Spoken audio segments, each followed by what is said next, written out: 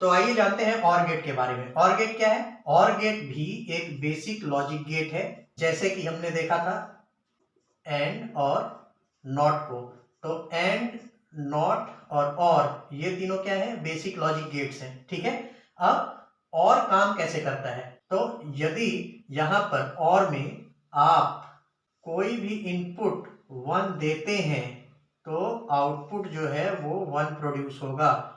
For example इसको पकड़िए, ये 2 इनपुट और गेट है। ठीक है।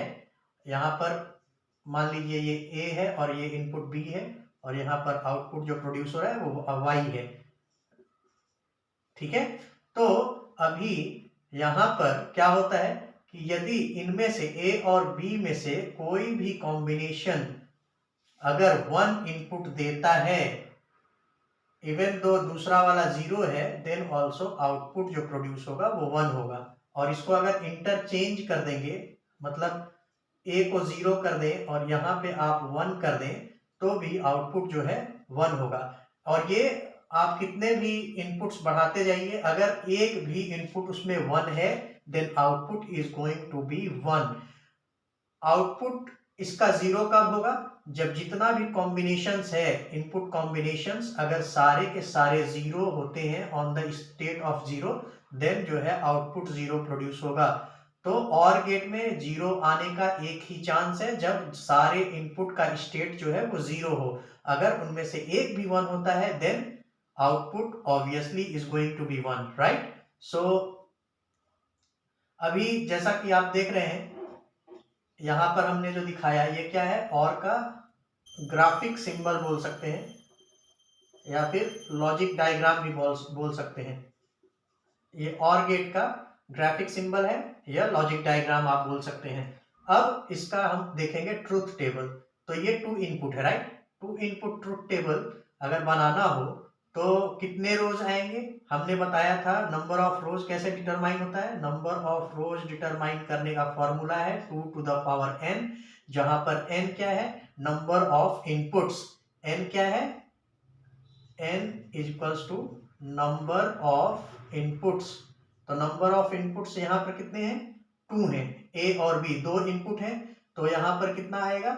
2 to the power 2 is equals to 4 combinations बनेंगे। अब 4 कॉम्बिनेशंस बनाने के लिए ट्रुथ टेबल लिखेंगे कैसे?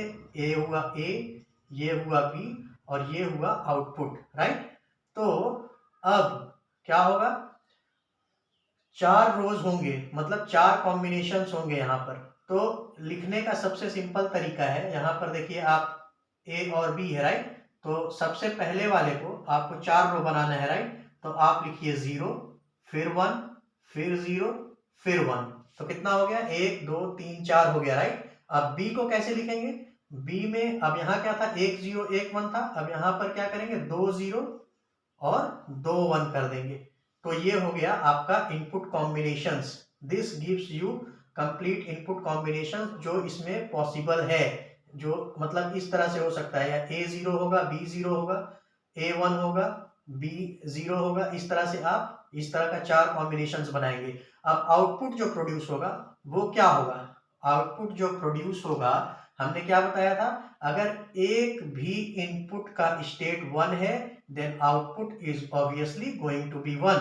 तो यहाँ पर पहला वाला यदि हम देखें तो इनमें दोनों का दोनों 0 है। ए भी 0 पे है, बी भी 0 पे है। दैट मीन्स ए भी 0 पे, बी भी 0 पे। तो आउटपुट क्या प्रोड्यूस होगा?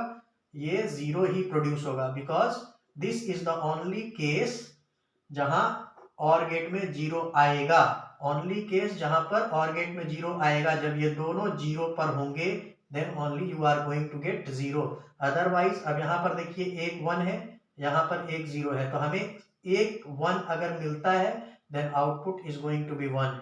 वही यहाँ पर भी हो रहा है, एक 1 है तो output is going to be 1। यहाँ दोनों 1 है तो ऑब्वियसली आउटपुट जो होगा वो 1 होगा। And thus we get the truth table for 2 input OR gate, right. 2 input OR gate का ट्रूथ टेबल हमें मिल गया। ये है 2 input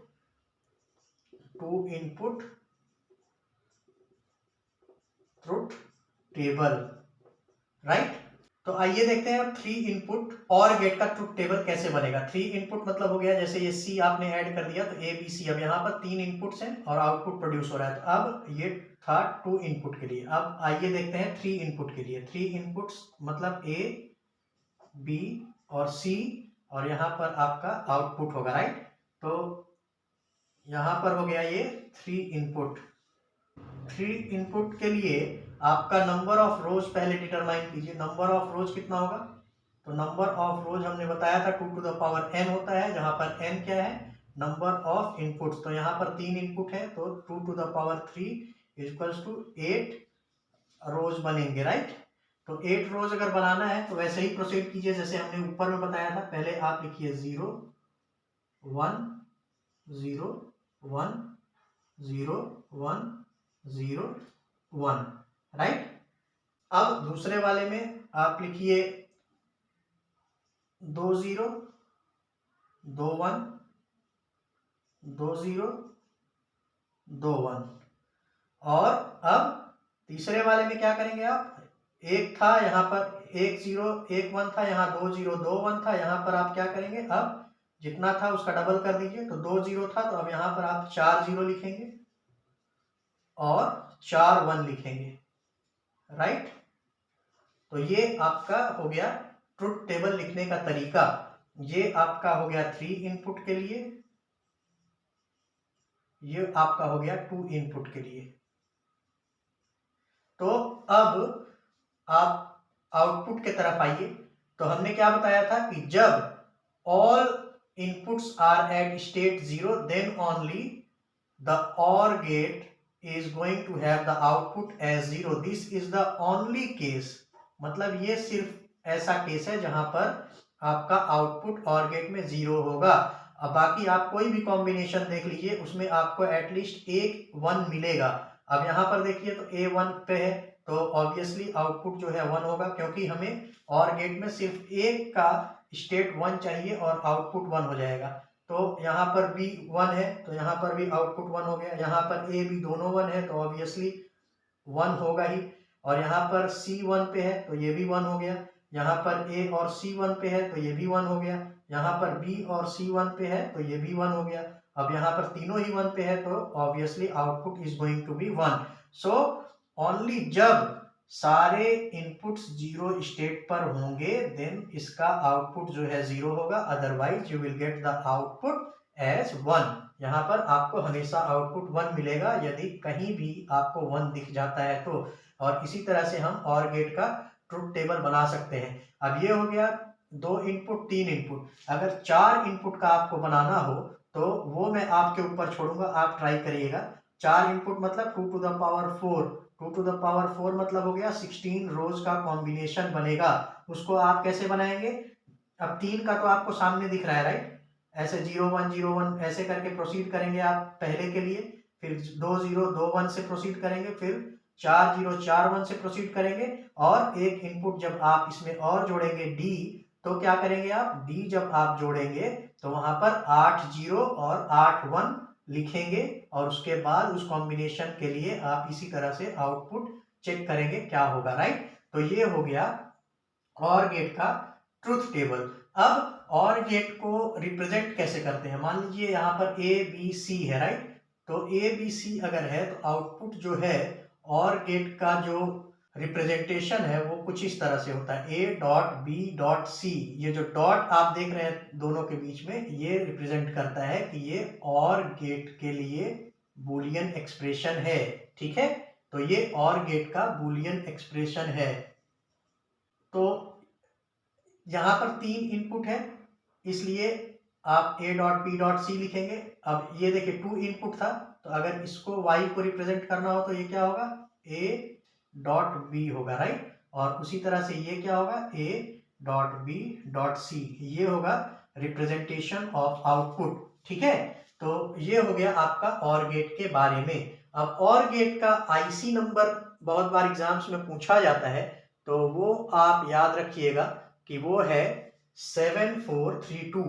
IC number for OR gate is 7432। ये बहुत पॉपुलर क्वेश्चंस है, कभी कभी आपको एमसीक्यूज में पूछे जाते हैं, तो इसे आप याद रखिएगा।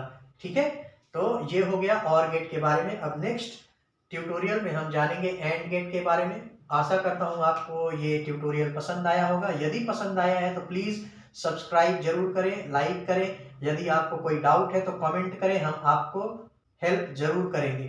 तो इसी के साथ हम आपसे विदा लेंगे इस वीडियो में। धन्यवाद।